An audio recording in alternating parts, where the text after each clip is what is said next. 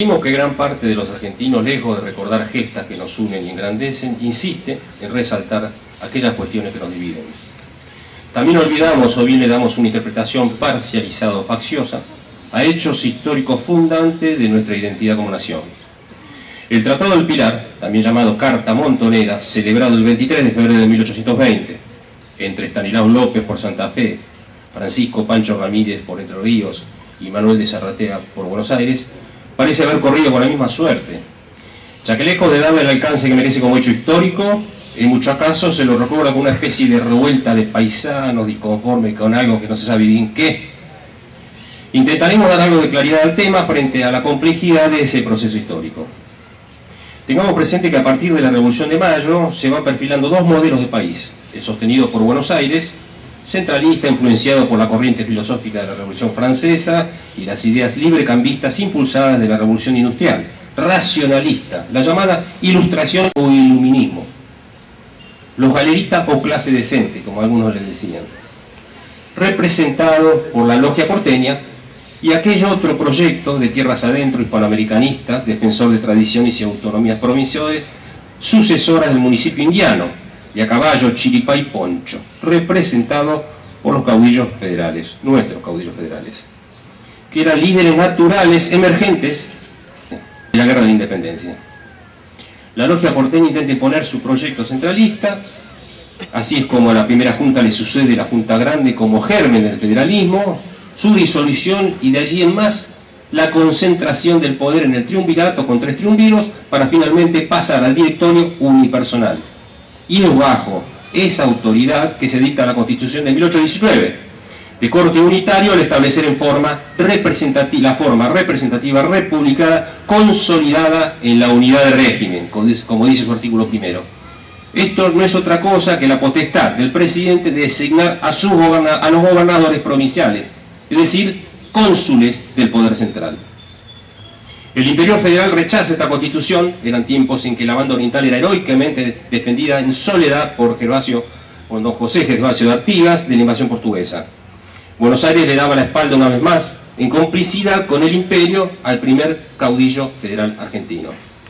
Frente a la sublevación del interior federal, consecuencia de estos hechos, el director Rondó ordena al ejército de los Andes, conducido por San Martín, y del norte por Belgrano, reprima a los caudillos y proteja a Buenos Aires de su agresión. San Martín desobedece y con el apoyo de sus oficiales decide, luego del acta de Rancagua, continuar con la campaña libertadora al Perú. Belgrano, por su enfermedad, deja el ejército del norte, es reemplazado por General Fernández de la Cruz, a quien se le subleva su plana mayor, José María Paz, Alejandro Heredia y Bustos, en la llamada Posta de Arequito, un 5 de enero de 1820. Así es como Buenos Aires queda sola y a su suerte. Por orden de Artigas, las fuerzas del litoral, conducidas por 2 de sus lugartenientes, ya mencionados, Estanislao López y Pancho Ramírez, marchan sobre Buenos Aires venciéndola un 1 de febrero de 1820 en Cañada de Cepeda. Las tropas del director Rondó son aplastadas en la llamada Batalla de los 10 Minutos. Consecuencia de esto, se disuelve el Congreso, que había dictado la Constitución del 19, cae el directorio y se suscribe con el nuevo gobernador de la provincia, Zarratea, el tratado que hoy recordamos, en cuyo artículo primero reza: respecto al sistema de gobierno que deba regirlas, se ha pronunciado a favor de la federación, e invita al resto de las provincias a reunirse en San Lorenzo y dictar una nueva constitución bajo estos principios. Así es como nace el federalismo argentino y la nueva modalidad de relacionarse entre los estados federales, los tratados. Aquellos que junto al del Pilar son mencionados en el preámbulo de nuestra constitución como pactos preexistentes. Dice Ortega y Gasset que el peor defecto de los hombres es ser ingrato, que no es otra cosa que desconocer que gran parte de lo que somos, si no todo, se lo debemos a otros. Es por eso que quiero reivindicar la figura del caudillo en su verdadera etimología. Esta institución de la Reconquista Española es recetada en el Estatuto Provisorio para la provincia de Santa Fe de 1819, su constitución hasta 1840, obra de don Estanislao López, donde establece en su artículo 19, el acto más sublime de la libertad del hombre es el de elegir a su caudillo gobernador. En el año 722, el rey Pelayo, en los reinos de España, inicia desde las cuevas de Covadonga, en Asturias, la reconquista de los territorios españoles que habían caído bajo dominación musulmana o sarracena, la llamada guerra contra los moros, que culmina en 1492, cuando Boabdil el Chico entrega la llave de Granada a Isabel la Católica. Fueron 8 siglos y el sacrificio de 40 generaciones de españoles, lo mejor de España. A la cabeza de la tarea de reconstrucción de esos territorios era puesto un conductor, una figura ejemplar, un hijo hidalgo que representaba los valores de la hispanidad cristiana, el cabdillo. El cabdillo era un hombre virtuoso, prudente, con templanza, fortaleza y un profundo sentido de justicia.